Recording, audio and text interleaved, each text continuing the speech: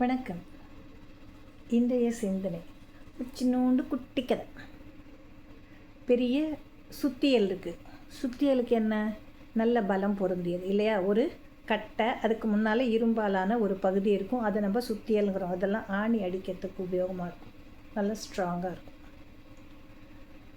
அதே சமயம் அதே போலவே ஒரு சின்ன சாவி இருக்குது. சாவி சுத்தியலோட கம்பேர் பண்ணும்போது ரொம்ப சின்னது, சப்பையாக துளி கொண்டு தான் இருக்கும். அந்த சாவியும் சுத்தியலும் பேசிக்குது. சுத்தி என்ன சொல்லிச்சு?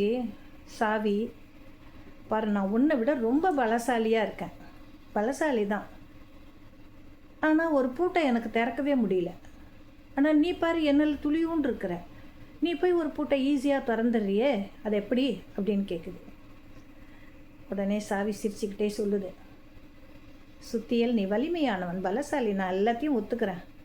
ஆனால் நீ பூட்டை தர அப்படின்னா என்ன பண்ணுற? அது தலையில் நச்சுன்னு அடிக்கிற இல்லையா? ஆனால் நான் என்ன செய்கிறேன்? அதனுடைய இதயத்தை திறக்கிறேன். அதனால் அது எளிதாக திறந்துடுது அப்படின்னு சொல்லிச்சான். இது பூட்டுக்கும் சுத்தியலுக்கும் உண்டான ஒரு உரையாடல்னு நம்ம எடுத்துக்கூடாது. ஏன்னா நம்மளுடைய மனம் என்று சொல்லக்கூடிய அந்த எண்ணங்களை தேக்கி வைத்திருக்கக்கூடிய இடங்களில் கூட மென்மையான சாவி போன்ற இனிமையான சொற்கள் இருந்தால் திறந்துவிடும். சுத்தியல் போன்ற பலமான அழுத்தங்கள் நமக்கு கொடுக்கப்படுமே, ஆனால் நாம் என்ன ஆகும்? ரொம்ப உடைந்து போய்விடுவோம் இல்லையா? நம்மளை திறக்க முடியாது, ஆனால் உடைச்சு போட்டுரும் இல்லையா? அதைத்தான் இந்த கதை நமக்கு சொல்லுது. சுத்தியலால் அடிக்க மட்டும் முடியும், சாவியால் திறக்க முடியும். அப்போ இதயத்தை யார் ஒருவர் கரெக்டாக திறக்கிறாங்களோ, அதாவது அன்பான சொற்கள், கருணையான சொற்கள், இரக்கமான சொற்கள் வைத்து இருக்கக்கூடியவர்கள் இருக்கிறார்களோ, அங்கே இதயமானது வாழ்கிறது.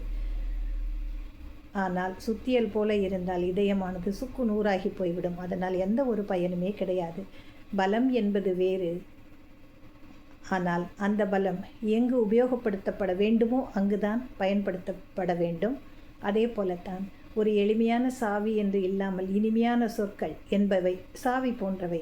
அவற்றை கூறி நம்முடைய இதய கதவுகளை நாம் திறந்து வைத்தால் அனைவரோடும் எப்பொழுதும் அன்போடும் அருளோடும் இனிமையாக நம்முடைய வாழ்க்கை நகரும் என்பதைத்தான் இந்த கதை நமக்கு சுட்டி காட்டுகிறது.